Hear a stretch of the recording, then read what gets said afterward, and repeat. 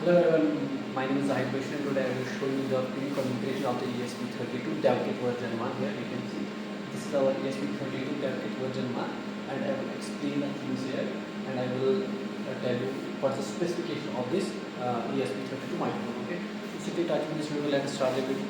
Explain, this is our microcontroller ESP32 that's more popular than Arduino, Uno, and then ESP8266Y. Okay, so I will tell you everything here. I will tell about the configuration and also the architecture of this ESP32. So you can see there are lots of pins here. The 30-pin ESP32 DevKit version 1. Okay, it's a W32 ESP. Here you can see these are the GPU pins. Okay, and here you can see these are the ADC pins. These are the ADC pins. So ADC means analog to digital converter. Here you can use your analog pins as well as digital pins. You can see. So these are ADC 2, ADC 0, ADC 3. So that means here's an analog to digital converter. Okay, you can use analog pins here also. Okay, so this is a ground pin and this is a main. So our ESP32 works on 3.3 volt. It works on 3.3 volt. Okay, remember this.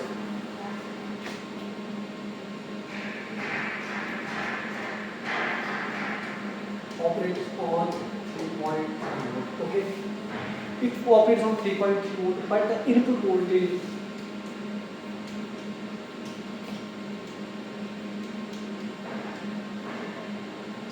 7 to 9 volt.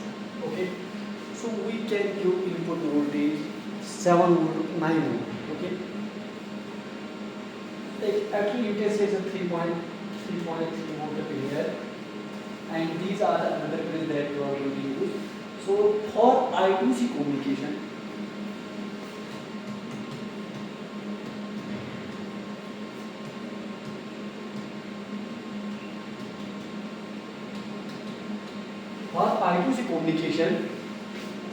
SBA and SCL. So for I2C communication, here we are using SCL and SDA pins. These are the I2C pins. So in our microcontroller, the SCL pin is the pin number 22 of our audio. So this pin is SCL. Okay, and the pin number 21 is SDA. Whenever you are going to use your I2C communication, I2C sensor, I2C module in your ESP32, remember you have to use pin number 22 as SCL pin and pin number 21 as SDA pin. Remember that. Okay, and these are other. Now I will tell you one thing that the operating voltage. The operating voltage is 3.3 volt and input voltage is 3.7 volt. So here are 25 digital I/O pins. So in ESP32 there are 25 digital I/O pins. Okay, and 6 ADC pins. 6 ADC. And of course digital 6 pin 1, 2, 3, 4, 5. So here these are the 6 ADC pins in it, and there are 25 digital I/O pins in it. Okay, so there are 2 UARTs. UART. That means universal asynchronous receiver transmitter. I mean RxTX. So there are 2 UART ports. That's here. I will show there is a RX. You can see RxTX. So here you can see the RX AX.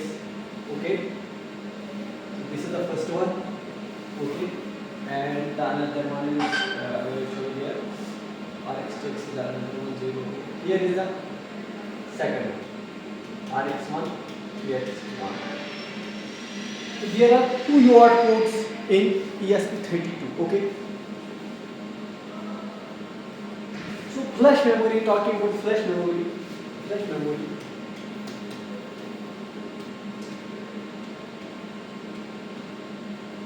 Flash memory equal to 4 MB. I mean, if your code has a size of 4 MB, you can upload the code in this microcontroller. Okay. So static RAM, so SRAM.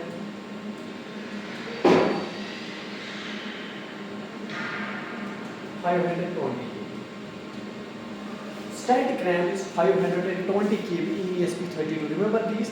Flash memory is 4 MB and static RAM is 520 KB. And the clock speed, talking about the clock speed of the ESP32 is 240 megahertz. So clock speed 240 megahertz. Okay, remember the clock speed of ESP32 is more than ESP8266 node MCU, more than Arduino Uno and more than Arduino Nano. Remember it.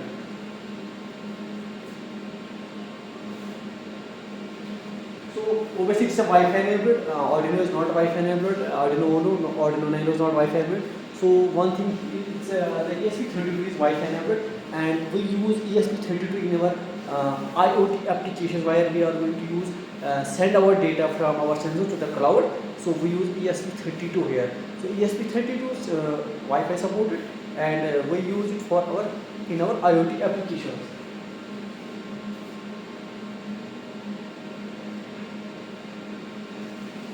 So these are the basic details. So in order to operate this, for example, this might be, here is a USB port. Wait, I will take this. Here. Okay. Now, if you want to upload the port, then we will here the port. USB port. Using this port, we can upload code in our ESP32. And the software we are going to use to upload the code is also Arduino IDE. Arduino IDE is also supported, and we can code this using Arduino IDE. Okay. So now these are the pins you can use, and these beam, the voltage at the point of the beam is the input voltage you do. If you do 9 volt input voltage, then here the output will be that. So I will just suggest you one thing: always use 5 to 6 volt, not more than this. Because if you use more than 5 or more than 6 volt, then your board will be damaged. Okay, so always use 5 volt adapter in order to give power supply to this ESP32. So always use 5 volt adapter, not more than that. Okay, so here is 5 volt output. This is the ground. Okay, here is the 3 volt, 3.3 volt output. Okay,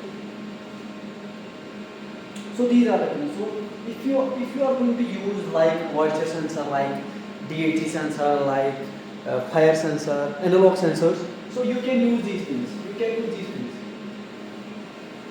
these pins for communication. Mostly we are using 34 pin, 35 pin, 32 pin, 33 pin, 25 pin, 26 pin, 27 pin, okay, 14 pin, 12 pin, 13 pin. So we are using these pins in order to connect our analog sensors to our microcontroller ESP32. So that's the little bit information about the ESP32. So in next video, I am going to explain all these things: what is the UART code, what's I2C communication, what's SPI communication, what's UART communication.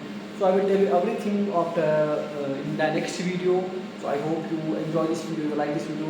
If you like it, then do follow and subscribe to Zaid. Inshallah, we will meet in the next video. Thank you so much.